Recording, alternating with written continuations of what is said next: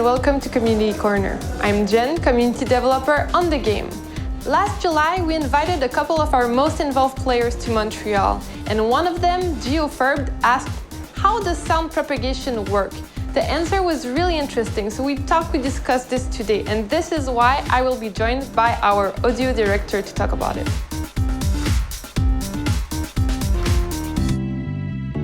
All right, well, hi LP, thanks for joining me today. First off, let's start with the basics. How is spatialization usually done in games? So typically, what you'll find in games is what we call occlusion. Occlusion is you have a sound on one side of a wall and you're listening from the other side. You'll get a direct path to that sound, but it'll be filtered, so you won't hear all the frequencies, as if you were right in front of a very thin wall in real life. So that would be a direct path? Yeah, that would be a direct path. But then in our game, what happens? We wanted to inspire ourselves even more on what real life would do. So having two doors open right here, what we're gonna do with sound is we're gonna send that sound over to this first opening, snap it to there, then the algorithm is going to look for the closest next point to this listener. So it's going to go through here and connect to this wall and back down to the player.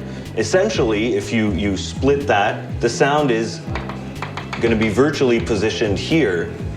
So this listener is going to hear the sound coming from that door. The closer he gets to the door, the more the path is going to come down to the actual position of the listener. So let's say, of the emitter. So let's say the listener comes up to here, well, he's gonna hear the sound coming from the corridor, and it'll come back down until he gets to here, where he gets a direct path and has the real position of the source. So we can basically follow the sound he hears to the source. Exactly.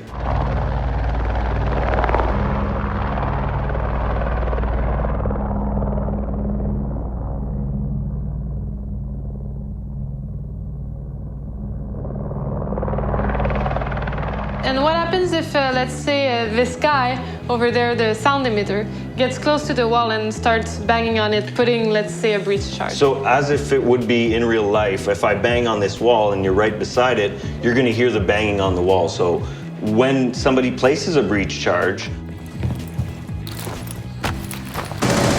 breaching charge is ready. We have a contact sound that plays on the other side of the wall, which is basically a muffled version of that sound, just like occlusion would. Okay, so you need the direct contact sound to make sound come off from the other side. Exactly. So this is what happens when rooms are next to each other, but what happens if they're on top of each other? So something very particular about verticality is that, you know, when you're in a house and you hear somebody walking over you, it's actually the contact sound I was talking to you about. But instead of hitting on a wall, you're hitting on the floor. So in this case, in a certain vicinity from, you know, hearing, you're going to hear these muffled footsteps. As soon as they get out of that type of sphere, you're going to hear the normal propagation. So you're going to hear the direct sound coming from those stairs. So you're going to know that if you follow that path, you're going to get to him. But that added extra information of, oh, he's right over me, well, that can help a lot with, you know, breaching traps and also line of sight floors. So you could decide to shoot him through the floor as well. Yeah. And then what happens once we introduce destruction? As we use destruction as line of sights, you can use destruction as line of sounds if you want. So let's say you want to make sure you hear somebody coming from that direction, take a shotgun, blow a hole in the wall, and that sound is going to come from that hole if it's the shortest way to hear the sound.